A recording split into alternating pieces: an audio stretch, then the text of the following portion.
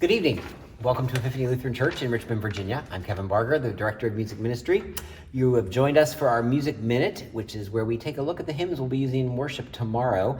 And tomorrow is Reformation Sunday. So I should have worn red today, and I did not think of that. So you can wear red tomorrow and join me. I will attempt to do that and wear red tomorrow. We will start with our sending hymn, and that is the Church's One Foundation. This was written in 1866. It's based on the 9th article of the Apostles' Creed, and it was intended as a teaching tool for each of the articles of the Confession of Faith. The hymn was also related to some hostility among the communion of saints, and that is not as popularly talked about, and I'm not going to focus on that here today, but it did have a pretty big controversy surrounding that. The tune was composed in 1864, so just a couple years before the text. And I think everybody is pretty familiar with this. The Church's One Foundation.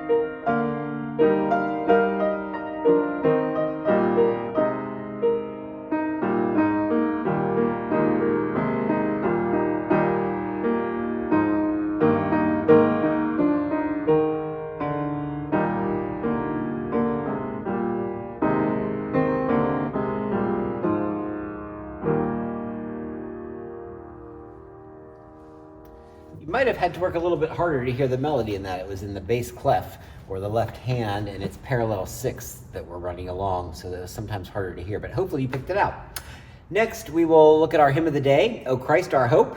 This was originally a Latin hymn, much older than the Church's One Foundation. It was written as early as probably the 7th or 8th century, and its form with which we are most familiar with came around 1837. So that form is actually not that far ahead of the Church's One Foundation. The trajectory of this hymn is from creation to redemption to atonement to victory over death in our life before God. And it ends with the doxology. This is O Christ, Our Hope.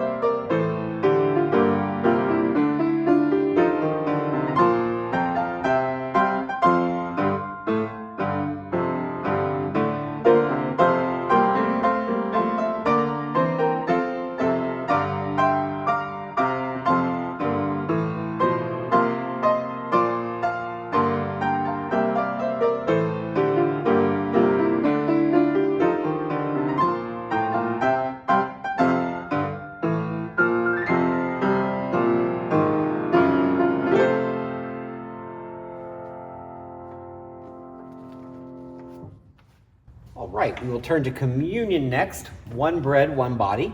And this is based, well, it's based on several scriptural settings, but the primarily based scripture is 1 Corinthians 10.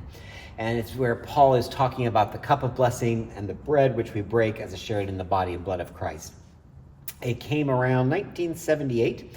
John Foley wrote this. He is a native of Illinois and went to Regis University. And this really just takes a good look at reminding us what we are doing in the act of communion. One bread, one body.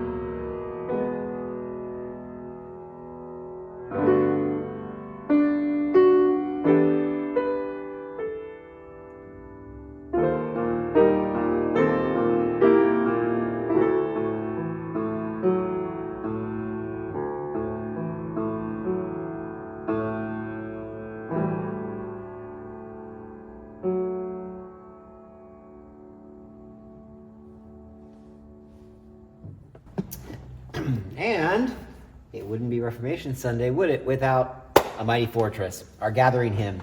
And this is known by some as the Lutheran National Anthem. Best estimates show that this song, this hymn, has been sung in more than 200 languages, and there are close to 100 English translations of this particular text.